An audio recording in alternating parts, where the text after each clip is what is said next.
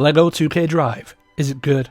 Yeah. Lego 2K Drive is a racing game. There's a story mode that takes place across 4 small maps. These small maps are filled with pointless collectibles, side missions and races. But it's not just race cars. These races take place on roads, which require race cars, off track, which require all-terrain vehicles, and on water, which obviously require boats. These races usually take place on each surface, and the game will automatically switch your vehicle depending on what surface you're on. This was very fun and can make the races feel quite varied, but they did get a little bit repetitive after a while.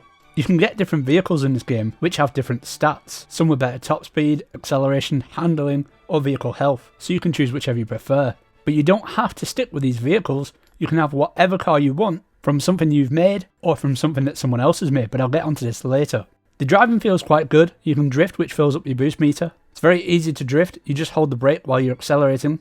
You can also jump, which is great for avoiding obstacles or taking shortcuts. It's also good to avoid opponents' power-ups. There's power-ups in this game, such as bombs that will blow up your opponents if their health is low enough. There's also ones that will slow them down, and power-ups that can help you catch up to the leaders if you start falling behind. The difficulty in this game is ridiculously easy, and it's very annoying. While it makes you feel like you're good, the opponents are always sandbagging when you're behind them, and they turn into prime Lightning McQueen the second you get ahead of them. So no matter what you do, you'll always have a remarkably close finish, which does feel exciting, but it gets old very quickly because you realise the game is manipulating it to make it feel close. I just wanted a real challenge, but there is no way to alter the difficulty.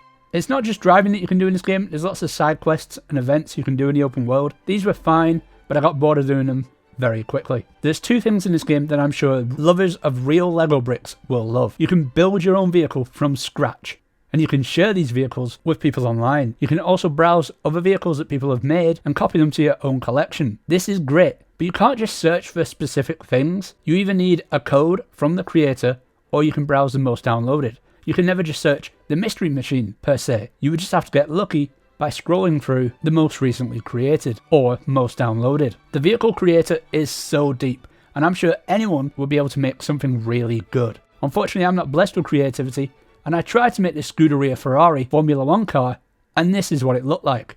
Yeah, embarrassing. But that's not a knock on the vehicle creator, because I've seen what some people have made, and they're incredible. The game also lets you build cars you've earned in the story mode. Why you'd want to, I'm not really sure. It took me over 45 minutes to build this McLaren, and in the end, all I got was the ability to buy some bricks that I used to build the car. Once you complete the game, you can roam the free world or replay races and complete side missions. There's also 2 online modes. The regular race mode, which from what I could see was full of bots. It put me in the middle of a race that had already started. I was able to win it as the lobby was full of bots, which were very slow. There was also a mode called Brick Brawl, but I couldn't find anyone after 10 minutes of waiting in an empty lobby. That was Lego 2K Drive, and I give it a 6 out of 10.